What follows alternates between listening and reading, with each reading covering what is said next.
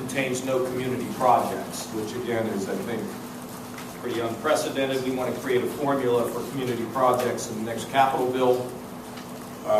It's become too much of a who can grab what process, and we want to make sure that it makes very good sense. Tim mentioned DRC, Department of Rehabilitation and Corrections. Check with Gary Moore, you'll find that violence in the prisons has dropped because of a number of the reforms that he's brought in, including unit management and the ability to isolate those who are prone to violence inside of our prisons. And let me also say, for those that didn't think we had enough new ideas in the state of the state, that you can spend your time looking at our 2,000 pages and see if you got enough in there to satisfy this one and the next one as well, the next state of the state. Anyway, I enjoyed it. I enjoyed this. A lot of work. I mean, we've got Ben Kanzik here, and Sarah Dove, and Barbara Matei Smith, and Wilson, you know, Nally, and Joe Testa, and Zeringer, and John Miners in the back of the room. If you think dealing with this bank tax is easy, you know, think about it again. It's very difficult. Matt Carl's got to work all this through the process. In the middle of this, of course, we've gone through tornado down in Cincinnati. Tracy Intihar is here. She's manages all of that. Beth Hansen in the back. You know, just a lot of people pushing and working, and the people of the state, including me, have to be, David Goodman's here, deeply, deeply appreciative of the effort that these folks put in. I think this is, you know, really pretty remarkable when you consider we just did a budget, and I don't like to tell Tim this, but we have another one coming up. Don Lear in the back. Appreciate their work, and of course all the work of our communications people. Craig Butler, who's here, our Precambrian expert. And Rick is here, who's the expert on injection wells and all other things scientific.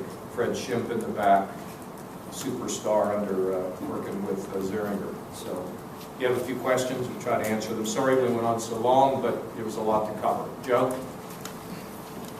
For you, Governor, what kind of issues do you expect getting the income tax cut and shale drilling plan through the legislature? And for Tim, if he could explain what he means by a 5% cut and just what the calculation is. Yeah. Well, there'll be politics that'll be in the middle of blocking this. Let me just put it to you in the positive way that I look at it, Joe. We have right now a 20-cent tax on a $107 barrel of oil, and we have no tax on liquids in the state. The reason why Ohio's formations are so valuable is we not only have dry gas, but wet gas and an oil window. This is why they're all coming. Just yesterday, we announced a $500 million investment by Mark West, and on the heels of that, a $900 million investment from Chesapeake on top of the $2 billion they already put in the state. We don't know exactly what we have under the ground, but if they're putting all that kind of money in, you got to believe that they've got core samples that indicate that there's really gold in them there hills. Okay, and what we're saying is every Ohioan ought to benefit from this prosperity, from this wealth, because if Ohioans don't benefit, some shareholder in Texas is going to benefit. And that's what's going to happen.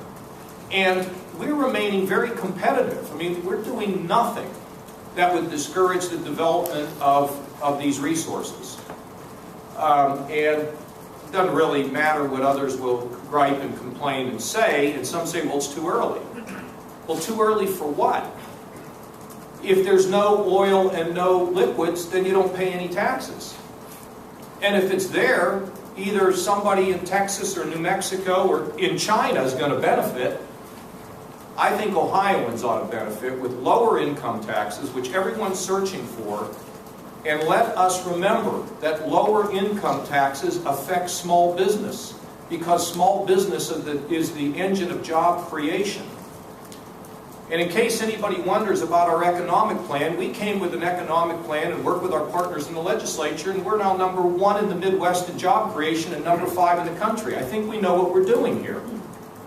And so this is a fantastic opportunity to help power Ohio economically through job creation into the future.